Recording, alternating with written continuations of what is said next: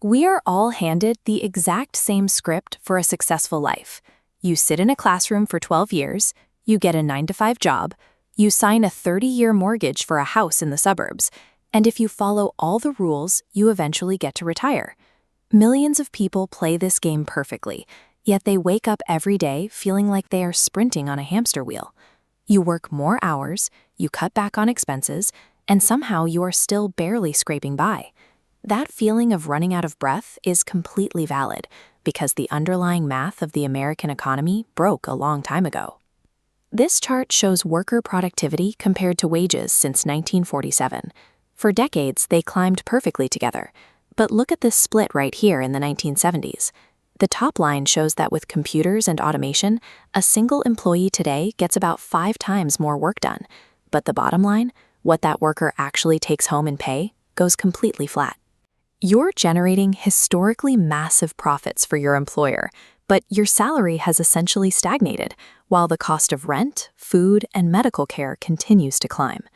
The productivity gap suggests that the stability we were promised was built on economic conditions that no longer exist. To understand why this traditional path feels like a losing game, we have to look at the 3 pillars designed to keep this machine running. During the early 20th century, the Industrial Revolution dragged workers out of nature and shoved them into dark, dangerous factories. The brutal reality of 16-hour shifts and horrific injuries led to massive turnover. Factory workers hated the conditions so much they would routinely quit without notice or intentionally sabotage the expensive machinery to get a break. In 1914, Henry Ford ran the numbers and realized treating people like expendable slaves was destroying his profit margins. He needed them to willingly stay on the assembly line. So he made a calculated move. He cut the workday down to 8 hours, gave them weekends off, and doubled their pay. The strategy worked flawlessly. He paid his workers exactly enough to keep their heads above water and gave just enough free time to recover before the next shift. They still hated the mind-numbing labor, but the fear of losing that steady paycheck kept them obediently turning the wrenches. Soon, every other factory owner copied him to survive. Ford had weaponized the workday to solve his labor crisis. By standardizing the 40-hour week, he secured the maximum possible output while keeping his workforce tethered to the assembly line. As the economy grew, tycoons like John D. Rockefeller ran into a logistical nightmare. The nation was full of farmers, but the industrial machine needed a massive, standardized pipeline of compliant workers who knew how to operate machinery and follow orders without questioning authority. To solve this, powerful elites poured money into importing the Prussian education system. Prussia originally designed this schooling model in the 18th century to strip colonized Polish people of their heritage and hammer German imperial obedience into the minds of children. They applied these exact same mechanics to American public schools. Children are separated by age, forced into rigid schedules triggered by bells, and trained to view the teacher as the ultimate authority.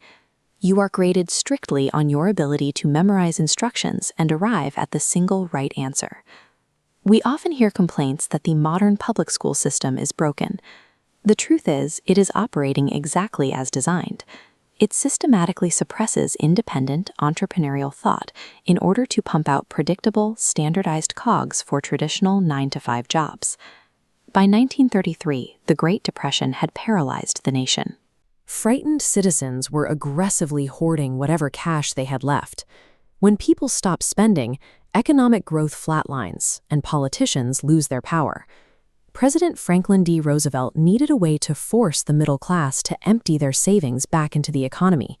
His administration created the Federal Housing Administration and introduced a completely novel concept to the public, the 30-year mortgage. This bar chart maps a standard 30-year mortgage, and it exposes how these loans are mathematically skewed to enrich the banks.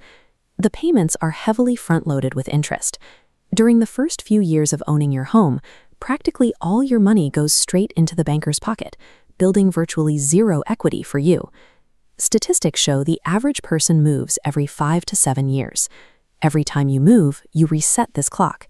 You start over, paying massive interest all over again, over and over for your entire working life. The government eventually realized it could trap citizens even earlier.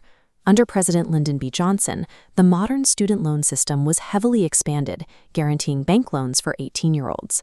This effectively forced young adults into massive, unbankruptable debt before they even worked their first shift. These financial instruments convert your future time into a legal obligation. By signing for these loans, you commit decades of uninterrupted labor to ensure the bank's interest is paid first. The corporations that built the 9-to-5 lifestyle are currently tearing it down. Domestic, full-time employees require health care, retirement plans, and sick days. For a business trying to maximize profits, the traditional middle-class worker is simply too expensive to maintain. They are actively replacing the workforce with two far cheaper alternatives. For digital work, they offshore jobs to highly motivated workers in developing nations for a fraction of the cost. For physical work, they rely on the gig economy, turning citizens into independent contractors with zero benefits and zero safety nets. Reid Hoffman, the co-founder of LinkedIn, tracks these exact workforce trends. He recently predicted that traditional 9-to-5 jobs will be completely extinct within the next 10 years. The elite no longer require a comfortable middle class to fuel their empires. The old deal is void, leaving millions of people stranded without the stability they spent their whole lives preparing for. This graph shows the exponential hockey stick curve of the U.S. national debt. It has crossed $34 trillion. The compounding interest payments on this debt are growing so fast that they now eclipse all other categories of government spending. If the government reduces spending to pay off the debt, millions lose their jobs and the economy collapses. So the Federal Reserve is forced into their only remaining play: cut interest rates and print trillions of new dollars to dilute the debt. This creates a phenomenon known as the Great Melt-Up. When you flood the system with newly printed money, inflation destroys the purchasing power of the cash sitting in a middle-class savings account. Simultaneously, all that new money flows directly into hard assets, skyrocketing the value of real estate, stocks, and crypto held by the wealthy. As the dollar's value is diluted, holding on to cash effectively erases your life's work in real time. For the middle class, the gap between those who rely on a paycheck and those who own assets is rapidly becoming an abyss. Staying in the middle class has become a high-risk gamble. In this environment, moving toward owning assets is the only way to keep your head above the rising tide of inflation.